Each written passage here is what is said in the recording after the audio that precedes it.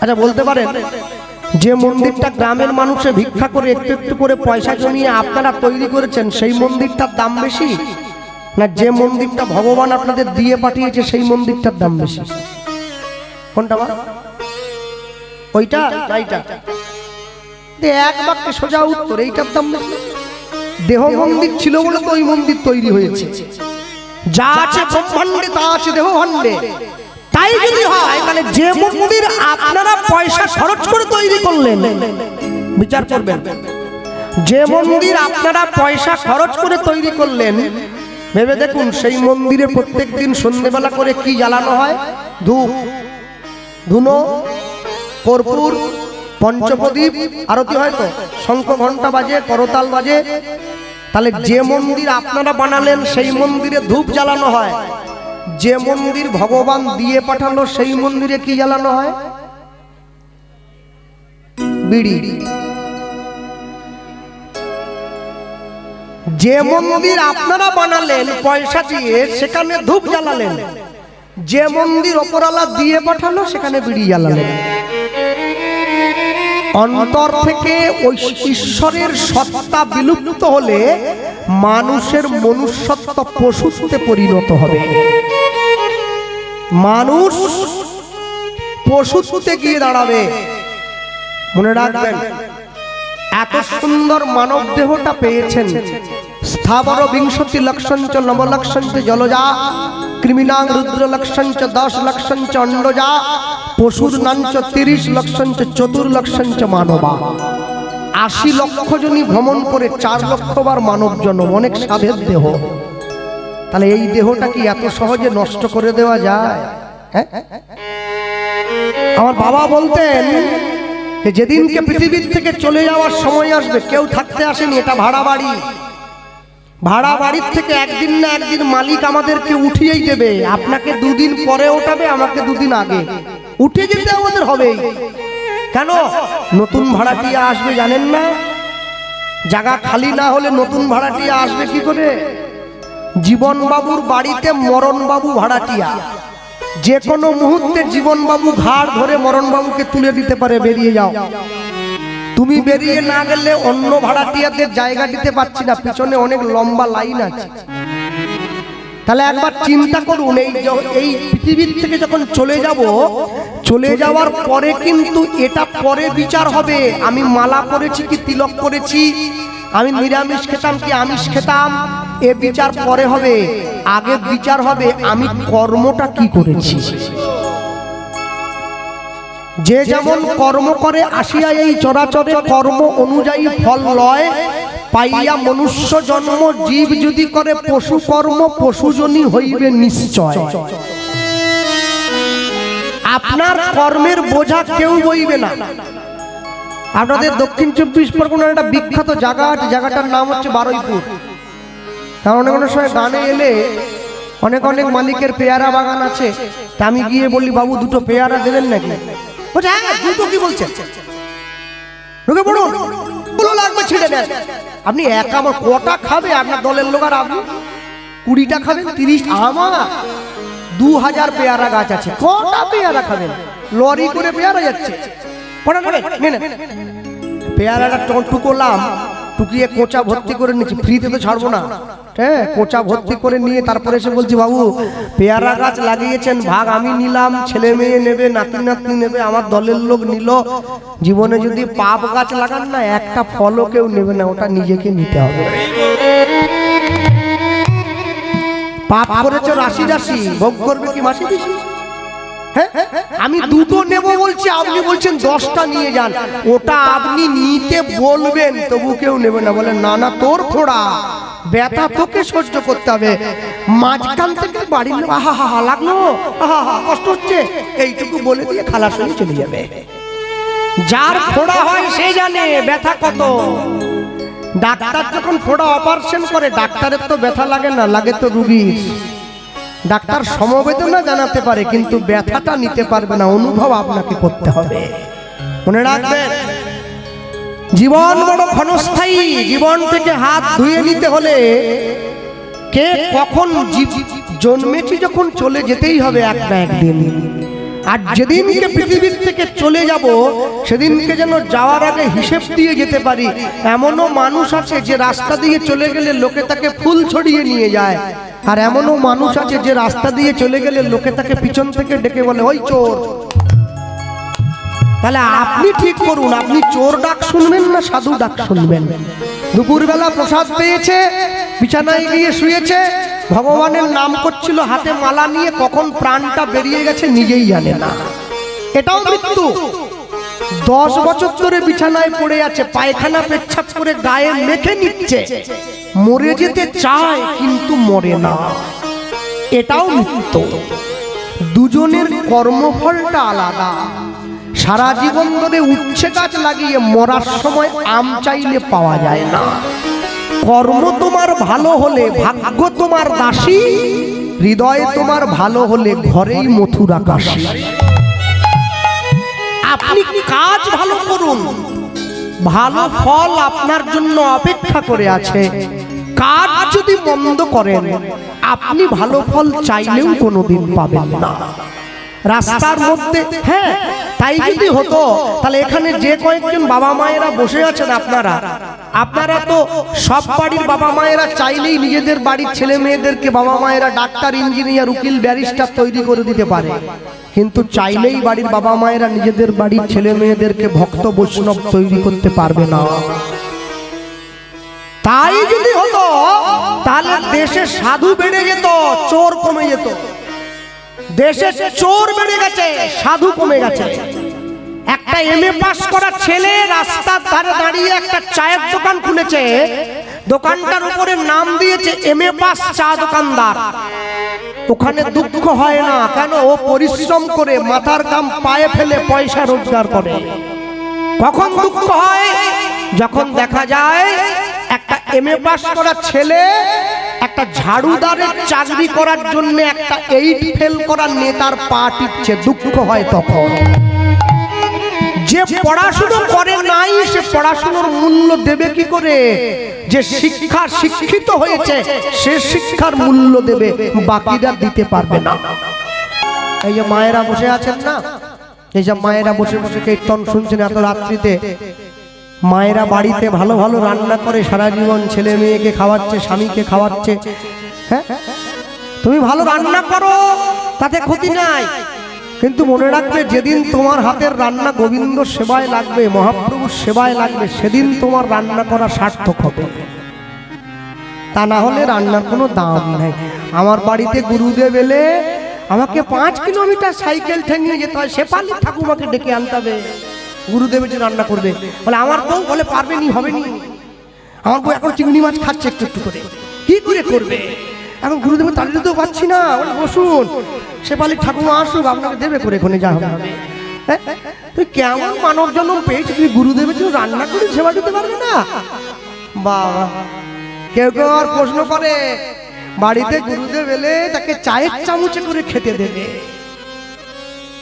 চা পাতা তোলার চামচ, বলে ওই চামচে করে দেবে, 1 চামচ করে সব দিয়ে গুরুদেবকে বলবে আপনি খেয়ে প্রসাদ রেখে যাবেন, দেখবেন গুরুদেব আর আসবেনি বাড়িতে জীবনে।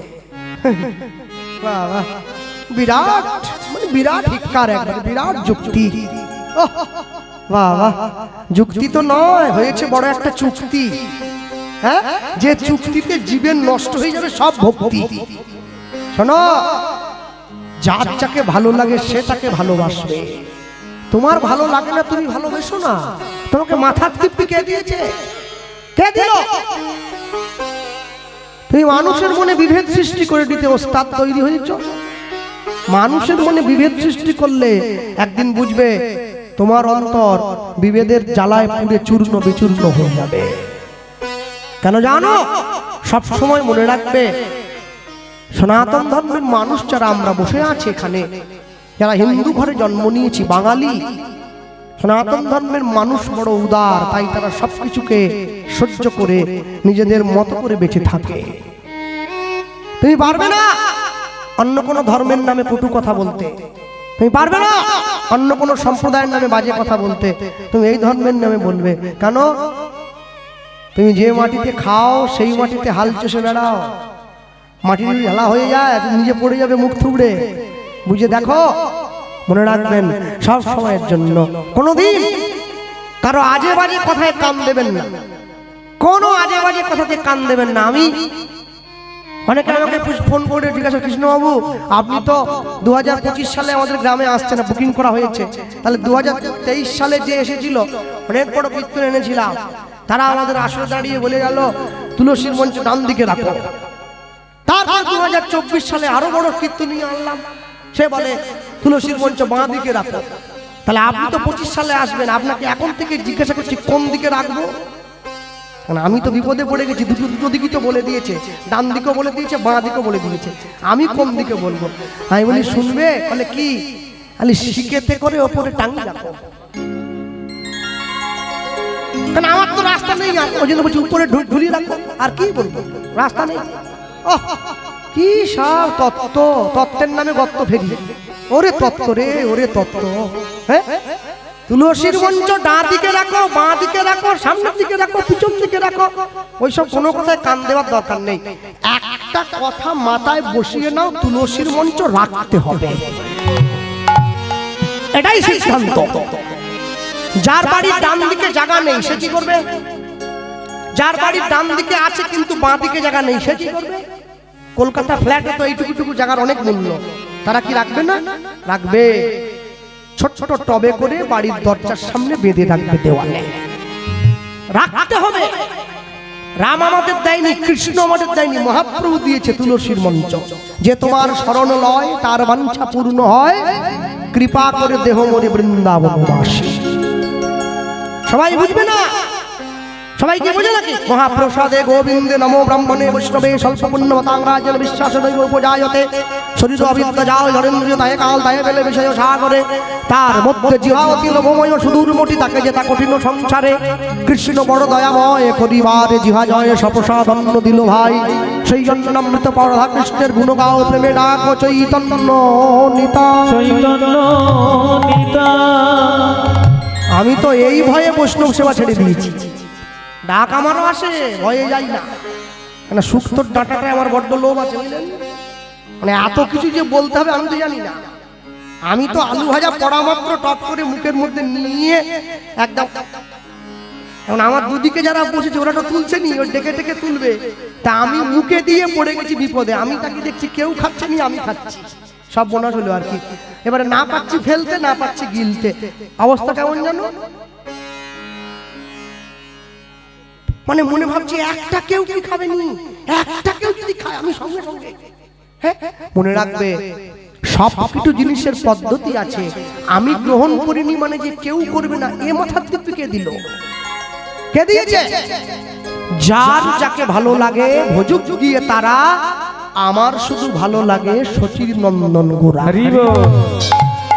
আমি কাউকে বাধা দেইনি, ভালোবাসো তাকে খুশি, কিন্তু মনে রাখবে মহাপ্রভুর দেওয়া যে হরিনাম, মরণকালে এই নামই তোমার সঙ্গে যাবে, অন্য কোনো নাম তোমার সঙ্গে যাবে না। ভক্তমণ্ডলী, ভক্তিমতী মায়েরা, হ্যাঁ মানুষ তো চিনে, টুকটাক চেনে, সবাই চেনে না। তা আজকে যখন আসছিলাম আপনাদের এখানে, বেহালা থানাটা ক্রস করে, বেহালা ঠাকুরপুকুর পৈলান ক্রস করে যখন আসছি, দেখি পুলিশে ভোটের জন্য গাড়ি নিচ্ছে। তা আমি সামনে বসেছি, যেই কাঁচটা খুলে দিয়েছি, ও আপনি? হরে কৃষ্ণ। পুলিশ বাবু বলছে, আরে স্যার হরে কৃষ্ণ বলছেন? বলে কাউকে দেখে তো বলি না, তবু আপনাকে দেখে বললাম একটু কাজ যদি হয় আর কি। হ্যাঁ গাড়ি? বলে আপনার নেওয়াই যাবে না, চলে যান। আপনার গাড়ি কি নেব? হরিনামের গাড়িতে সব সাজ। হ্যাঁ, মনে রাখবেন এই যে একজনও কেউ আমাকে দেখে অন্তত হরে কৃষ্ণ বলেছে, আপনাকে দেখে কেউ রাধে রাধে বলল, জানবেন এটা আপনার জীবনে পরম প্রাপ্তি।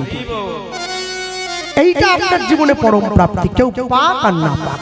আমার বাবা বলতেন, জীবনে পৃথিবীর থেকে চলে যাওয়ার আগে যদি একজন কেউ ভক্ত তৈরি করে যেতে পারো, জানবে ওটাই তোমার জীবনের সর্বশ্রেষ্ঠ কীর্তি। তাই গৌর প্রেমানন্দ। সব সময় মনে রাখবেন, পৃথিবীতে দাঁড়িয়ে যার যাকে ভালো লাগে সে ভালোবাসুক, কিন্তু আমি সদা সর্বদা তার চরণের দাস হব, অন্য কোনো। সাধু সঙ্গ, সাধু সঙ্গ সর্বশাস্ত্রে কয়, লব মাত্র সাধু সঙ্গ কৃষ্ণ ভক্তি প্রেম হয়। আজকে কীর্তন শোনার শক্তি আছে, বাড়িতে গিয়ে লেপ ঢাকা দিয়ে শুয়ে পড়ছে। একদিনকে শুনতে চাইবে কিন্তু শোনার শক্তি থাকবে না। সেদিন কি হবে? হ্যাঁ, হিন্দিতে যারা টিভি দেখেন, টিভিতে অনেক চ্যানেল আসে। সোনি টিভি বলে একটা চ্যানেল, যেখানে সুপার সিঙ্গার হচ্ছে, সুপারস্টার জুনিয়র, বাচ্চাদের গানের অনুষ্ঠান হয়, গোটা ভারতবর্ষ দেখে। আমি কালকেই চোখে পড়লো জিনিসটা, নতুন একটা ছেলে গান গাইতে এসেছে। হ্যাঁ, তার নামটা পুরোটা আমার মনে পড়ছে না এই মুহূর্তে, সম্ভবত ভাগবত ব্রহ্মচারী, ভাগবত দাস ব্রহ্মচারী এই নামটাই বলেছিল। ছেলেটাকে কোলে করে এনে দাঁড় করিয়ে দিয়েছে মঞ্চে। তাকে সারা ভারতবর্ষের শ্রেষ্ঠ গায়িকাদের মধ্যে একজন। তিনি প্রশ্ন করেছিলেন, সম্বোধন জানিয়েছিলেন, হ্যালো। তিনি এক কথায় উত্তর দিলেন, হায় হ্যালো ছোড়ো, হরে কৃষ্ণ বলো। 10 বছর বয়স হয়নি, আরো ছোট, কথা বলতে জানে না ঠিক মতো। সে বলছে হায় হ্যালো ছাড়ো, হরে কৃষ্ণ বলো। 8 বছরের ছেলে হরে কৃষ্ণ বলে, 80 বছরের বুড়ো তাস খেলে। 10 বছরের মেয়ে নিরামিষ খায়, গলায় তুলসীর মালা দেয়, হরিনাম করে। 50 বছরের বুড়ি সে ঘরে বসে অনুরাগের ছোঁয়া দেখে। তার আরো ছোঁয়া দরকার, 50 হয়ে গেছে তার। কি জন্য ছোঁয়া চাইছে কি জানি বলতে পারবো না। হ্যাঁ, অনুরাগের ছোঁয়া তো নয়, ও শয়তানের ছায়া। তাকে প্রশ্ন করেছিল, সারা ভারতবর্ষে যত গায়ক গায়িকা আছে তাদের মধ্যে একজন বর্তমান শ্রেষ্ঠ, তার নাম হচ্ছে সালমান আলী, মুসলমান, হিন্দু নয়। ওইটুকু ছেলের কথা শুনে মুসলমান অত বড় গায়ক, তিনি পর্যন্ত দাঁড়িয়ে তাকে হাত জোড়ো করে অভিনন্দন জানিয়েছেন। এই হচ্ছে ভারতীয় হিন্দুদের সংস্কার। তাকে প্রশ্ন করেছিল সবাই, বলো তোমার বাড়ি কোথায়? বলছে আপনারা কি জানেন ভগবান শ্রীকৃষ্ণ ছোট ছোট বয়সে নিজের হাতের করে আঙুলে করে একটা আঙুলের দ্বারা একটা পর্বতকে তুলে রেখেছিল, যে পর্বতটার নাম গিরি গোবর্ধন। বলে হ্যাঁ হ্যাঁ জানি তো। বলে আমার বাড়ি সেইখানে, আমি সেইখান থেকে। তাকে প্রশ্ন করছে, বলো এত এত বই থাকতে আমরা গীতা পড়বো কেন? কি লাভ এতে? ঠাকুরমার ঝুলি পড়লে হবে না, গীতা পড়বো। সে উত্তর দিল, ওইটুকু বাচ্চা যেই শেখা আত্মচৈতন্যের বিকাশ হয়েছে, আমার চেতনা চৈতন্য করে দে মা চৈতন্যময়ী, মাকে গিয়ে প্রণাম করে বলি আমরা। হ্যাঁ, ওইটুকু ছেলে উত্তর দিল, শোনো, বাজার থেকে যখন একটা দামি খেলনা কিনে আনো, কারেন্টে চলে যে খেলনা গাড়িগুলো, দেখবে ওই খেলনা গাড়ির পেছনে কি করে গাড়িটাকে চালাতে হবে একটা সিস্টেম লেখা থাকে, যাকে ম্যানুয়াল বলে। সুন্দর করে কি করে ব্যবহার করতে হবে গাড়িটা, সেটা সুন্দর করে সাজিয়ে লেখা থাকে। বলছে হ্যাঁ, বলছে গাড়িটাকে চালাবার জন্য যেমন শিক্ষাটা সুন্দর করে লেখা থাকে, কি করে গাড়িটা চলবে, গীতা পড়লে তুমি জীবনটাকে সুন্দর করে চালাবার শিক্ষা পেয়ে যাবে। ভালো লাগুক আর না লাগুক রোজ খাবেন তিতা, ইচ্ছা করুক আর না করুক রোজ পড়বেন গীতা। গীতা পড়ো হিন্দু ভাই, গীতার মতো জিনিস নাই, পড়ো, পড়ে দেখো। কেন? সবাই মিলে বলছে তুমি এইটুকু বয়স থেকে তিলক নিয়েছ, মাথায় শিখা রেখেছ, তুলসীর মালা গলায় দিয়েছ। সে সঙ্গে সঙ্গে বলছেন, আমি একা নয়, তোমরাও পড়ো। কেন জানো?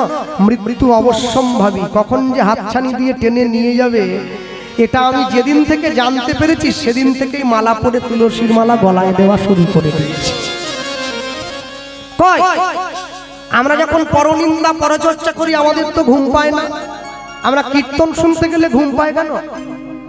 বুঝতে হবে ভগবানের নামের সঙ্গে আমাদের মনের মিল হয় নাই, তাই ঘুম পাচ্ছে। এরপরে রাস কীর্তন শুনবেন, তারপরে ঘরে ফিরবেন। কালকে একটা বিশেষ তিথি, আজ থেকে শুরু হয়ে গেছে, চতুর্দশী পেয়ে গেছে, মহাশিবরাত্রি। কালকে অনেক মায়েরা দেবাদিদেব মহাদেবের মাথায় তারা জল ঢালে, দেবাদিদেব মহাদেবকে তুষ্ট করার জন্য তার মাথায় দুধ ঢালে, ডাব দেয়, মিশ্রি দেয়। হ্যাঁ, আবার কেউ কেউ মহাদেবের প্রসাদ বলে গাঁজাটাও খায়। রাস্তার ধারে বসে গাঁজা খাচ্ছে, বলে মহাদেবের প্রসাদ খাচ্ছে। বাবার প্রসাদ যদি গাঁজা হয়, বাবা তো বিষও খেয়েছিল, তুমি একটু খাও এক ঢোক। বলে না, ওটা খাবো নি। কেন? বলে মরে যাবো যে। ও, গাঁজাটা খাবে, বিষটা খাবে। মনে রাখবে, মহাদেবকে বলা হয় মৃত্যুঞ্জয়, যিনি মৃত্যুকে জয় করে নিয়েছেন নিজের সাধনার দ্বারা। যত যত দেবতা আছে, দেবী আছে, সবাই অমৃত খেয়ে অমর। মহাদেব হচ্ছে বিষ খেয়ে অমর, কণ্ঠকে ধরে রেখেছিল বিষে, তাই তার নাম হয়েছে নীলকণ্ঠ। শিবলিঙ্গ মানে কোন কারো পুরুষাঙ্গ নয়, লিঙ্গ মানে প্রতীক বা চিহ্ন, শক্তির প্রতীক। জগতে যত শিবের মন্ত্র দেখছেন আপনারা, যত মন্ত্র শিবের পুজোতে পাঠ করা হয়, ওম নমঃ শিবায় শান্তায় কারণত্রয় হেতবে নিবেদয়ামি চাতমানং তঙ্গতি পরমেশ্বর, এইরূপ যত মন্ত্র আপনারা দেখছেন দেবাদিদেব মহাদেবের, এই সমস্ত মন্ত্রের রচয়িতা হচ্ছে রাবণ। রাবণ হচ্ছে দেবাদিদেব মহাদেবের একনিষ্ঠ ভক্ত ছিল, তাই মন্ত্র তার লেখা। কত বড় পণ্ডিত রাবণকে! শুধু রাক্ষস নয়, অনেক বড় পণ্ডিত, যে মহাদেবের স্তোত্রগুলো বর্ণনা করেছেন। ভক্তমণ্ডলী মায়েরা, হরিদাস ঠাকুর ছোট্ট ছেলেটাকে বলে উঠছে, খোকা যা, আজ পর্যন্ত যা আমার কাছে কেউ চাইনি, তুই আমার কাছে চাইলি, ছুটে গিয়ে একটু গঙ্গার জলে ডুব দিয়ে আয়। বলে গঙ্গার জলে ডুব দেবো কেন? কেন দিবি জানিস? কলের জলে স্নান করলে গায়ের ময়লা দূরে যায়, গঙ্গার জলে স্নান করলে মনের ময়লা দূরে যায়, এটা মানুষের বিশ্বাস। ডুব দিয়ে আয়। ছুটে গিয়ে ডুব দিতে, দাঁড়া ঠাকুর, পালিয়ে যাবে না তো? এই সাধু কোনোদিন পালায় না রে, পালায় তো চোর। হ্যাঁ, টিভিতে মোবাইলে খবরের কাগজ খুললে আজ বিগত 1 মাস ধরে একটা জিনিসই চোখে পড়ছে, শুধু সন্দেশখালি। যেখানে সন্দেশ নাই, মানুষের জীবন গেছে খালি খালি, শুধু সন্দেশখালি। মনে রাখবেন, এখনো কি আপনারা চুপ করে বসে থাকবেন? হিন্দুরা যারা আছেন, এখনো যদি আপনারা হাতে হাত দিয়ে ঐক্যবদ্ধ না হন, ব্রাহ্মণ ক্ষত্রিয় বৈশ্য শূদ্র হাড়ি মুচি মেথর তেলি কামার ডোম যারা আছেন, এখনো যদি হিন্দু এক না হয়, আজ থেকে 50 বছর বা 20 বছর যদি পিছিয়ে চলে আসেন, এগিয়ে যান সামনের দিকে, 20 বছর যদি সামনে এগিয়ে যান, এই জায়গাটাও সন্দেশখালি হয়ে যেতে বেশি সময় লাগবে না। এক হবেন। যে গ্রামে 20টা মুসলমান বাড়ি থাকে, একটা মসজিদ তৈরি হয়ে যায়। যে গ্রামে 500 হিন্দু বাড়ি থাকে, একটা মন্দির তৈরি হয় না। কেন হিন্দুদের অবক্ষয় হবে? একটা মুসলমান বাড়ির ছেলেকে কেউ একটা বকা দিলে গোটা মুসলিম পাড়া চলে আসে, আমাদের ছেলেকে বকলে কেন? এক ঐক্যবদ্ধতা তাদের মধ্যে আছে। একটা হিন্দু রাস্তায় পা ভেঙে পড়ে থাকলে বাকিরা পাশ কাটিয়ে চলে যায়, ওকে বাঁচাবার জন্য কেউ ছুটে যায় না। এত সুন্দর মন্দির তৈরি করেছেন গ্রামের মানুষ, সকলে মিলে চাঁদা তুলে মন্দিরের উপর একটা মাইক আর মেশিন লাগাবেন। প্রত্যেক দিন ভোর 5টায় ইসলাম ভাইরা নামাজ পড়ে, আপনারা গ্রামের মানুষ ভোর 4টে থেকে মন্দিরে হরিনাম বাজাবেন। ভগবানের নাম শুনে গ্রামের মানুষের ঘুম ভাঙবে। নিতাই গৌর।